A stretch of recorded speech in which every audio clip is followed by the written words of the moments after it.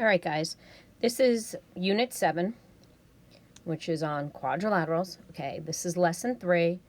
Everything we do in this lesson is going to turn to algebra, but the only way you're going to be able to get to the correct equations is through the geometry.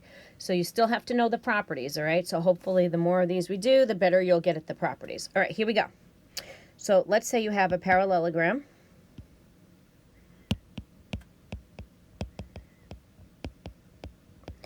Okay, A, B, C, D. So let me draw a picture. So let's say that we have expressions to represent the measures of the sides. I'll call this 2x plus 11. I'll call this 41 minus x, and I'll call this x plus 2. So if you're looking at this and you want to know how to find the measure of BC, find the length of BC, you first have to use the fact that in a parallelogram, opposite sides are congruent, right?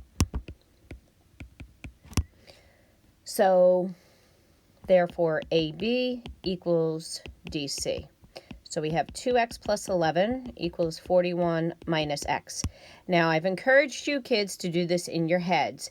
Add x to 2x. Subtract 11 from 41.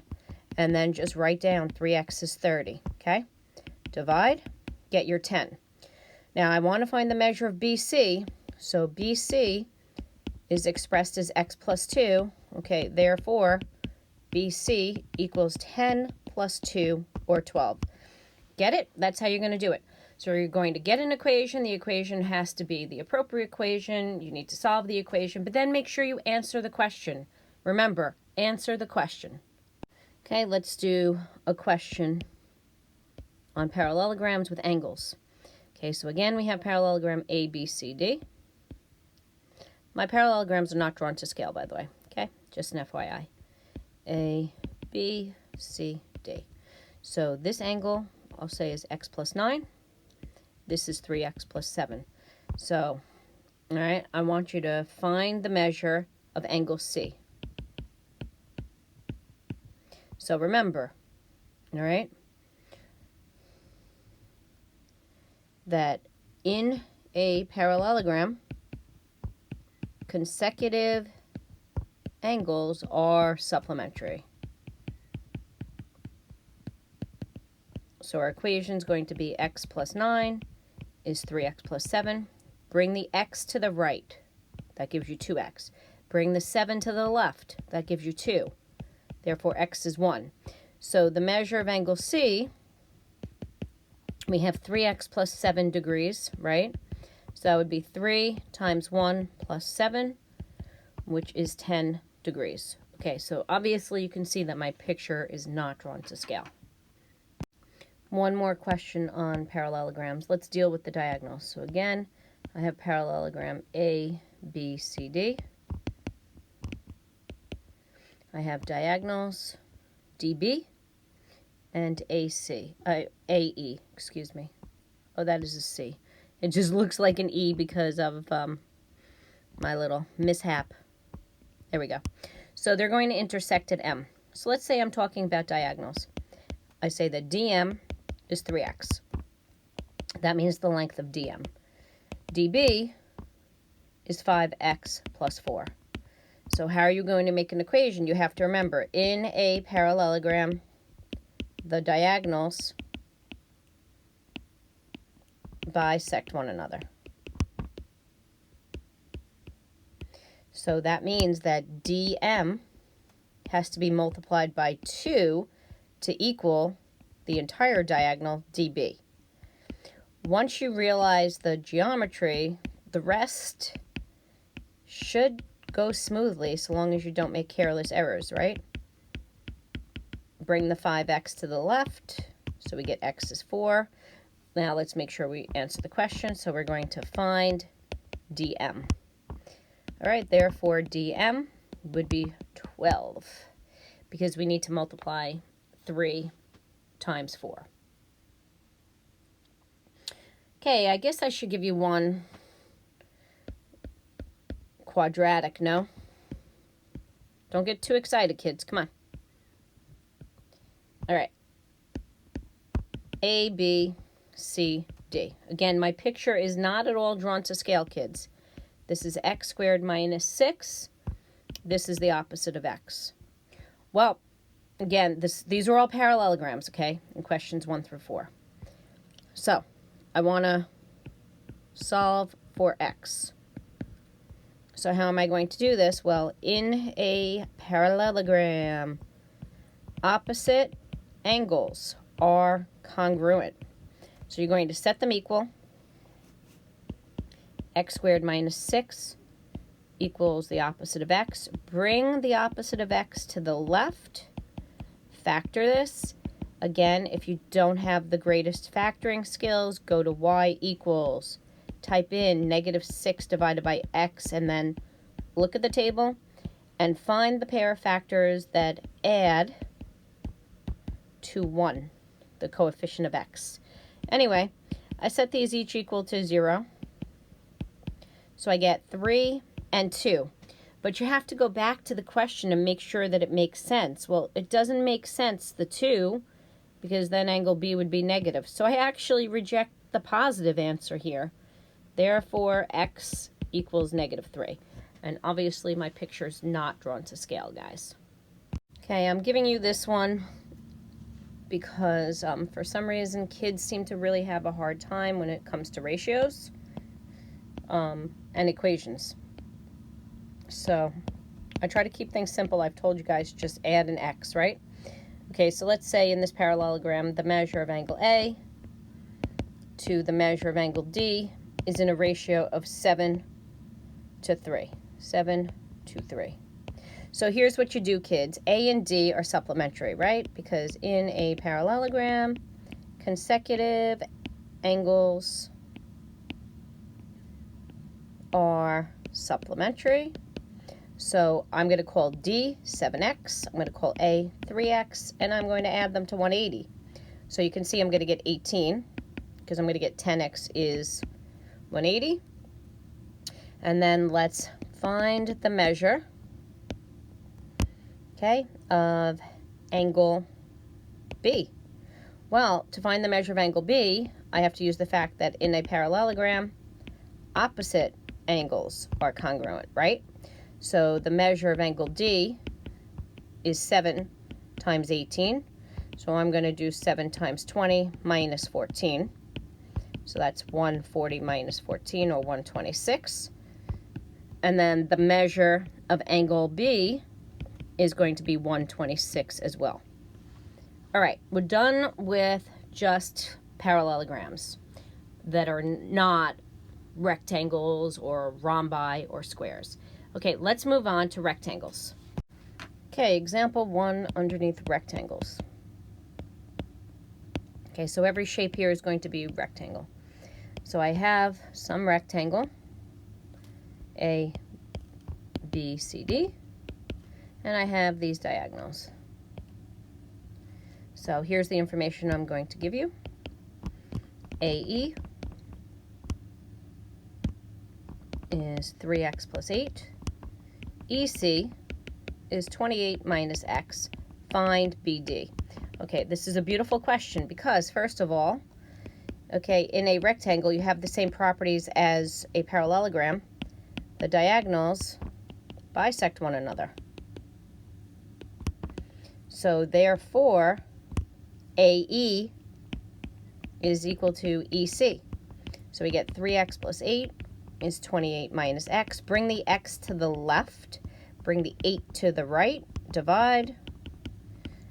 Okay, now I have to go back and find the measure of the entire thing, AC. So AC is going to be 2 times AE, right? So I have to find AE, which is going to be 3 times 5 plus 8, so that's 23. So AC is going to be 2 times 23, or 46. And then we have a theorem, okay, well, property. In a rectangle, the diagonals are congruent. Okay, therefore, people, BD has the same measure as AC, so it's 46. Okay, this is a beautiful problem because it goes through all the properties of diagonals of a rectangle. All right, kids, get ready for some fun. Okay, so we have a rectangle. Okay, I'm just going to give you one diagonal. A, B, C, D. So this is a rectangle, so that's a right angle, right? I'm going to say this side is x plus 3. This is 5x plus 2. And this side is 4x plus 5. And what I want you to do is just find x. Solve for x, whatever, right? Okay, so you have to do the Pythagorean theorem. A squared plus b squared equals c squared. Now, I'm going to do this quickly. I don't expect you guys to do it as quickly as I do, obviously. So you're going to need to pause the video and take good notes and make sure you make sense of it. So I have a squared plus b squared is c squared. Okay, the hypotenuse is 4x plus 5. When I square these, I get x squared. All right, I'll be honest with you how I do it in my head. I do x times x, then I do 3 times x is 3x, but I double it. 3 squared is 9. Now, you could always do FOIL on the side if you want. 5x plus 2, how I actually do this in my head is I do 5x times 5x. Then I do 5x times 2 is 10x, then I double it. Then I square the 2. 4x plus 5 in my head, I do 4x times 4x.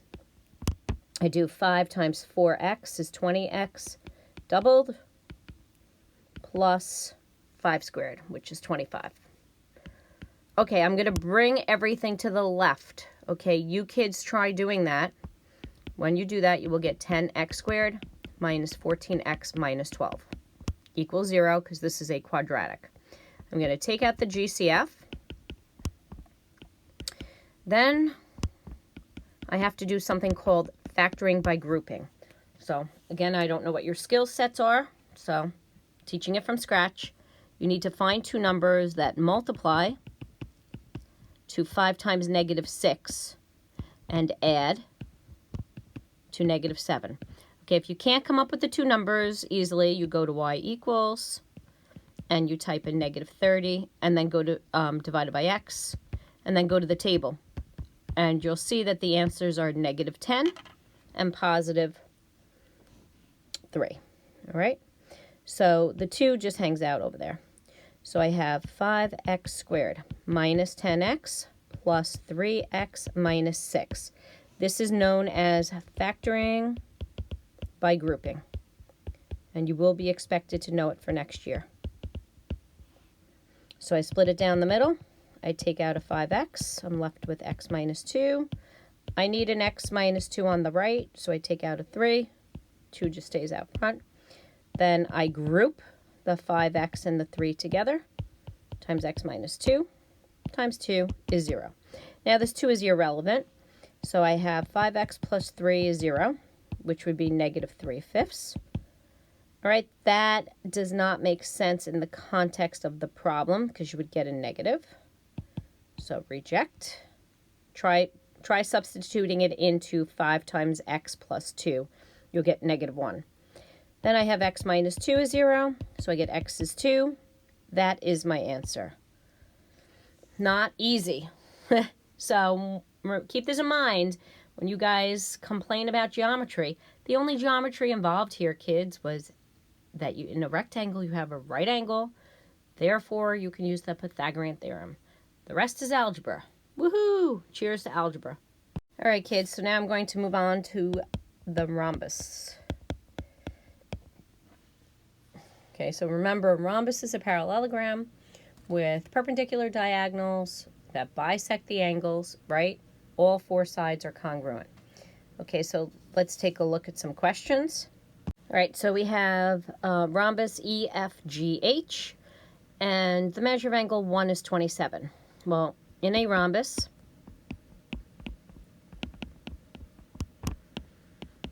the diagonals bisect the angles.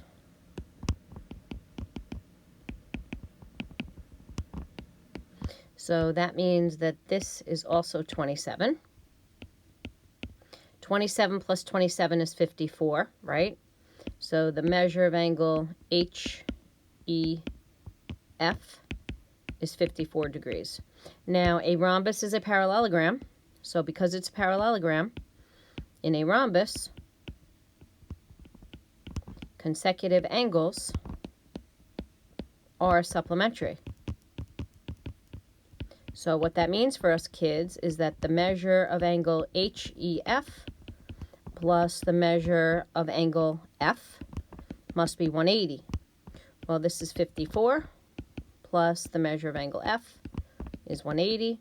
Subtract 54 from 180, so subtract backwards. 180 minus 50 is 130. 130 minus that extra 4 is 126.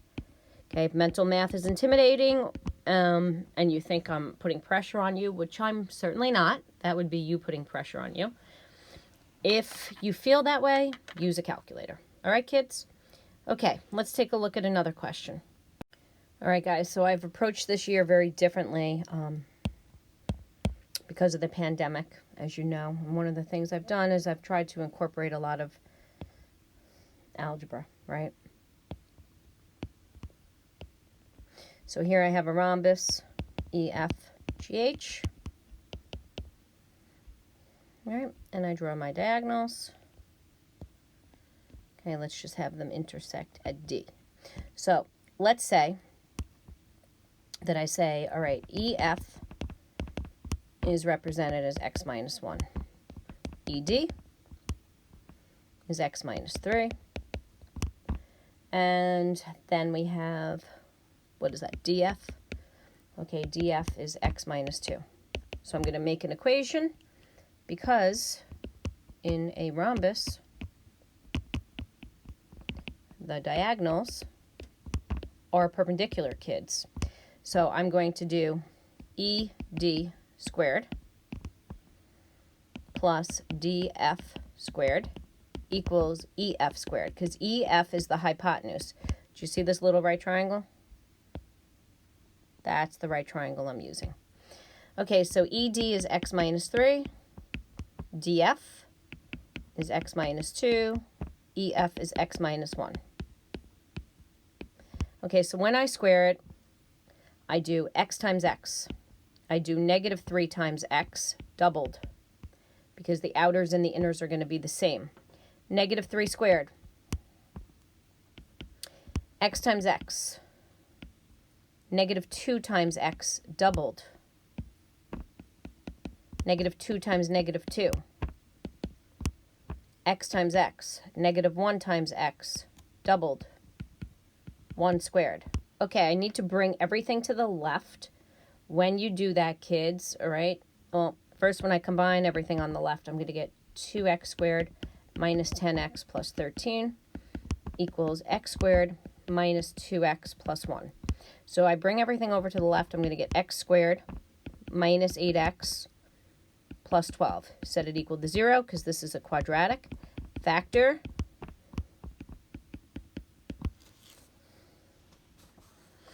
So set it equal to 0. I get x is 6, x is 2, but 2 does not make sense in the context of the problem because you'd get negative answers. All right, so therefore x is 6. All right, so I'm finding x. You could substitute it back in and check as well. All right. Again, the geometry wasn't that bad. The only thing we had for the geometry was knowing that the diagonals are perpendicular. That was it, kids. And using the Pythagorean theorem. Everything else became algebra. All right, kids, I think this video will serve its purpose, and I will see you in class. Thank you so much.